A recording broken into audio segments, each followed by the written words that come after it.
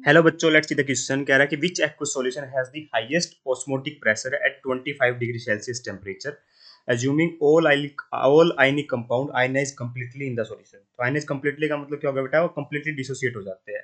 तो हमसे पूछा गया हाईएस्ट ऑस्मोटिक प्रेशर किसका हुआ। तो बेटा ऑस्मोटिक प्रेशर किससे लिखा जाता है? बेटा पाई से लिखा जाता है। ठीक है, और एक की कोलिगेटिव प्रॉपर्टी है, और कोई भी कोलिगेटिव प्रॉपर्टी बेटा number of solute particle depend करती है। इसका मैथमेटिकल एक्सप्रेशन होता है pi is equal to I C R T.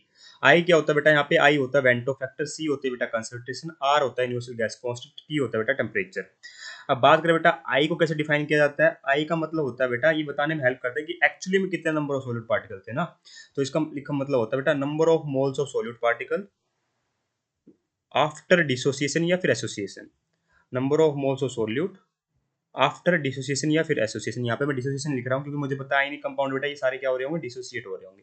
लिख सकता हूँ यहाँ पे आफ्टर डिसोसिएशन डिवाइड, एसोसिएशन भी आ सकता है, वैसे कोई बड़ी बात नहीं है, पर हमें पता है कि आयनिक कंपाउंड ये सारे बेटा डिसोसिएट हो रहे होंगे इलेक्ट्रोलाइट्स ना। तो number of moles of solute before dissociation, इन दोनों का जो रेशियो होता है बेटा number of moles of solute after dissociation to the ratio divide by number of moles of solute after before dissociation ना। आफ्टर टू पहले आफ्टर फिर बाद में बिफोर। अब देखिए ये बताता है कि एक्चुअली में कितने number of moles of solid particle थे ना। और सी क्या बेटा कंसंट्रेशन है, आर क्या है यूनिवर्सल गैस कांस्टेंट होता है, टी टेम्परेचर होता है। तो आप देखोगे टेम्परेचर तो फिक्स ही है, तो टेम्परेचर को मैं टी रखूंगा 25 डिग्री सेल्सियस टेम्परेचर गिवन है।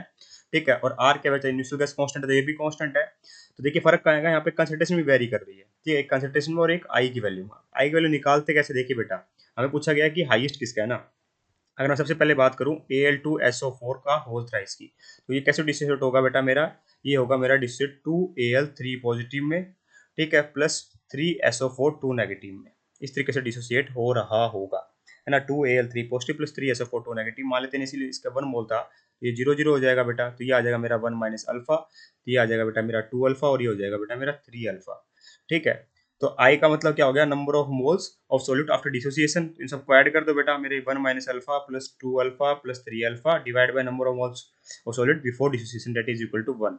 तो कितना आ जाएगा बेटा मेरा? ये आ जाएगा 1 प्लस 3 प्लस 2 माइनस 1 ना, ये हो जाएगा 1 प्लस 4 अल्फा डिवाइड बाय 1। और कंप्लीट आयनाइजेशन का मतलब होता है बेटा अल्फा की वैल्यू 1 है। अल्फा क्या होता है बेटा? डिग्री ऑफ आयनाइजेशन बोल दो या डिग्री ऑफ डिसोसिएशन बोल लो। ठीक है, तो ये अल्फा की वैल्यू कितनी की? 100% का मतलब हो गया बेटा, कंप्लीट का मतलब हो गया अल्फा वैल्यू 1 है, तो आई की वैल्यू कितनी हो जाएगी बेटा? अल्फा वैल्यू 1 रख देंगे तो 5 आ जाएगी। तो Al2SO4 के होल थ्राइस के लिए आई की वैल्यू कितनी है बेटा मेरी? 5 है। अगर आई की वैल्यू 5 है तो ऑस्मोटिक प्रेशर कितना होगा बताइए? Pi is equal to I C R T होता है। तो आई की वैल्यू 5, कंसंट्रेशन दे रखा है 0.1, R T value R T. तो पाई की वैल्यू कितनी आई बेटा? यहाँ पे आई 0.5 आर टी। कितनी आई बेटा? 0.5 आर टी आई। ठीक है, तो ऑप्शन नंबर 1 में क्या आएगा बेटा? पाई की वैल्यू 0.5 आर टी। ठीक है, अब बात करते हैं ऑप्शन नंबर 2 की, है ना। तो ये Na2CO3 कैसे डिसोसिएट होता है बेटा? ये डिसोसिएट हो रहा होता है हमारा इस तरीके से, 2Na positive plus CO3 2 negative में। ठीक है, इसके मान लेते बेटा इनिशियली 1 मोल था, तो ये 0 0 हो जाएगा। ये 1 माइनस अल्फा मान लेते, अल्फा डिग्री डिसोसिएशन हो गया, तो ये 2 अल्फा और ये अल्फा बन जाएगा। तो आई की वैल्यू क्या हो जाएगी बेटा? इन सबको ऐड कर दो, तो 1 minus alpha plus 2 alpha plus alpha, alpha से अल्फा कट जाएगा, 1 minus alpha plus 2 alpha plus alpha, तो माइनस अल्फा से प्लस अल्फा कट जाएगा डिवाइड बाय 1। तो अल्फा वैल्यू क्या रखोगे बेटा मेरी? यहाँ पर 1 रखोगे ना। ठीक है, तो ये आ जाएगा 3, तो आई की वैल्यू 3 आई बेटा। ठीक, आई की वैल्यू 3 आई, तो पाई की वैल्यू निकाल ली हमें, तो ये आ जाएगा बेटा 3।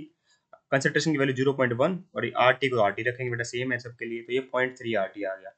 ये क्या आ गया बेटा? 0.3 आर टी आ गया। इससे ज्यादा हमें पहले से मिला हुआ 0.5 आर टी, इसका मतलब ये तो हमारा आंसर होगा नहीं, आइस तो ये हो नहीं सकता, क्योंकि इससे ज्यादा हमें मिल चुका है, डेट इज 0.5 आर टी। बात करें बेटा KMnO4 की, तो ये कैसे डिसोसिएट होता है हमारा? ये K पॉजिटिव और MnO4 नेगेटिव में डिसोसिएट हो रहा होता है। ठीक है, तो ये 1 ये 0 ये 0, ये 1 माइनस अल्फा, ये अल्फा और ये अल्फा।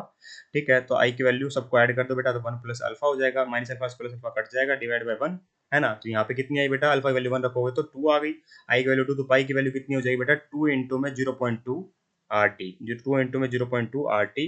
ठीक है, तो ये कितना आ गया बेटा मेरा? 0.4 आर टी यहाँ पे आता हुआ दिखाई दे रहा है। ठीक है, 0.2 इज द कंसंट्रेशन।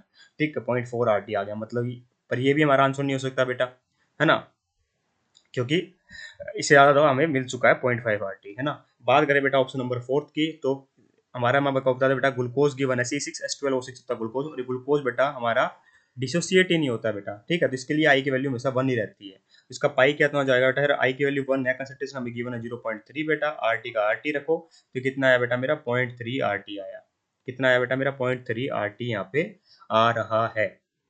तो एक चीज़ बताइए बेटा मुझे, हाईएस्ट किस में है? हाईएस्ट आया ऑप्शन नंबर 1 में 0.5 आरटी। ठीक है, पहले सेकंड ऑप्शन में बेटा कितना आया मेरा? 0.3 आरटी आया। थर्ड ऑप्शन में कितना आया बेटा? 0.4 आरटी आया। फोर्थ ऑप्शन में बेटा 0.3 आरटी। तो हाईएस्ट पहले ऑप्शन में 0.5 RT, hence option number 1 is perfectly correct here. I hope you understand the answer. Thank you so much.